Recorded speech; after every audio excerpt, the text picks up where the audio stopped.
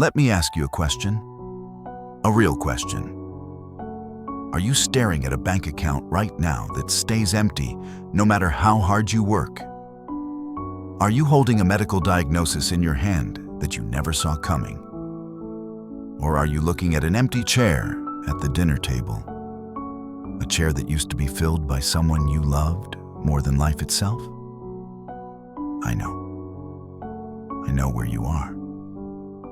You did everything right, didn't you? You played by the rules. You prayed the prayers. You treated people with kindness. You were faithful when nobody was watching. By all the laws of the universe, you should be winning right now. But instead, look at you. You are standing in the wreckage of a life that was supposed to go differently. The promotion went to the liar.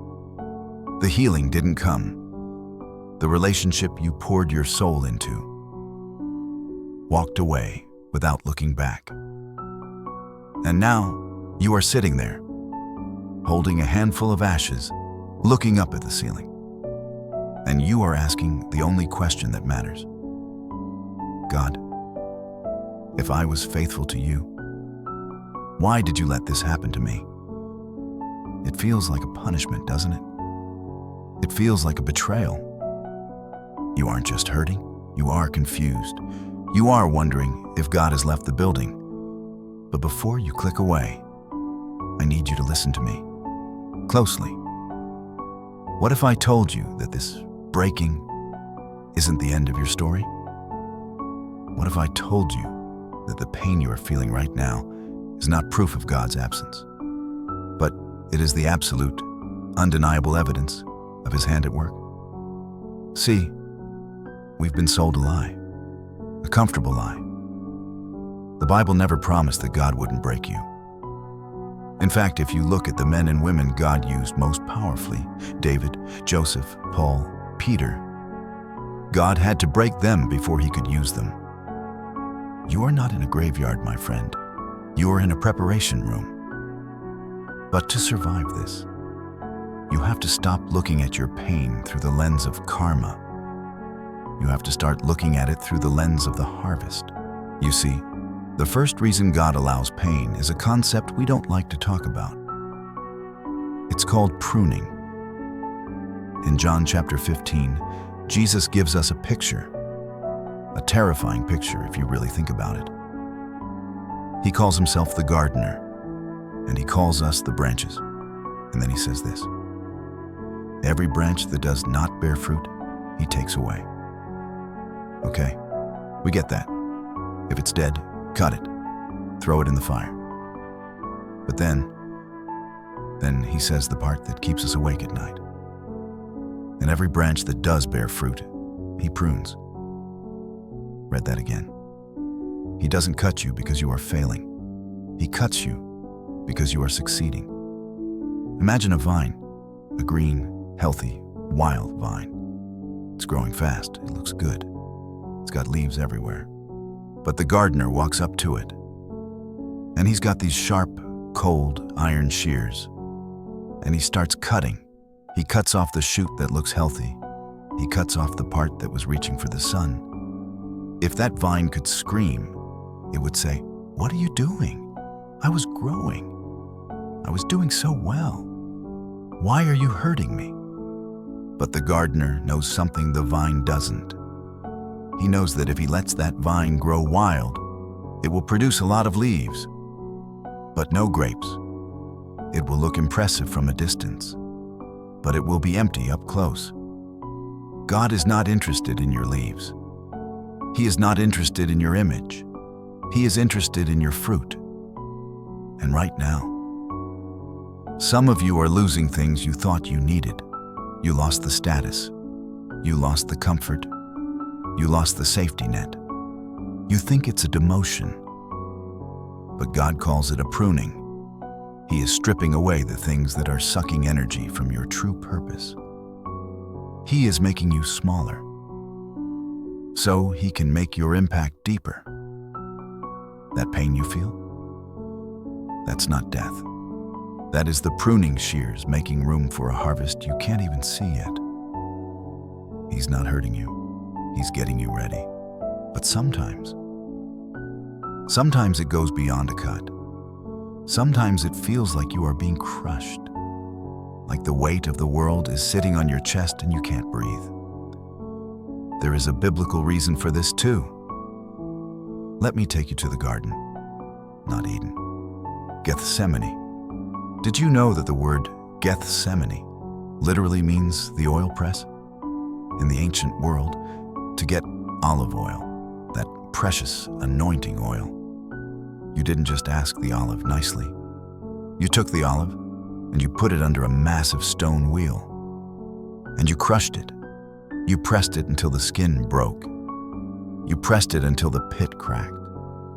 Because the most valuable part of the olive, the oil, could not come out until the olive was broken. We all want the anointing, don't we? We want the power. We want the influence. We want God to use us to change people's lives. But we don't want the crushing. We want to be a light to the world. But we forget that a candle only gives light by consuming itself.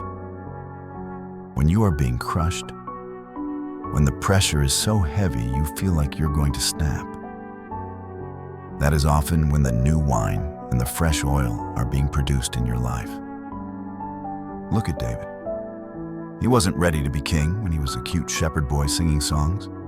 No, he had to spend years running for his life, hiding in caves, being betrayed by his family, being crushed. Why? Because a king who hasn't suffered is a tyrant. Pain created the capacity for empathy in David's heart. God is crushing the pride out of you. He is crushing the self-reliance out of you. He is pressing you and pressing you until the only thing that comes out of you is Him. Don't despise the pressure. The pressure is the production. This brings us to the third stage, and this is the hardest one, the fire. Malachi chapter 3 verse 3 says, "He will sit as a refiner and purifier of silver." Now, I want you to picture this. In ancient times, the silversmith would take raw silver ore. And it was ugly. It was gray. It was full of rocks and dirt. And he would put it into the crucible. And then he would put it into the fire. But not just anywhere in the fire. He had to hold it in the absolute center, the hottest part, the white-hot center. Why? Because that's the only place hot enough to burn away the dross, the impurities. And the silversmith, he would never leave. He wouldn't throw it in and go get a coffee. No, he would sit there, and he would watch the metal intently. If he took it out too soon, it would still be impure. If he left it in too long, it would be ruined. So how did he know when it was ready? The silversmith knew the silver was pure when he could look into the liquid metal and see his own reflection clearly. This is where you are right now. You are in the heat. I know it burns. You are screaming, "God, how long? Did you forget me? Why is it so hot?" And God is saying, "I haven't gone anywhere. I am holding you right here.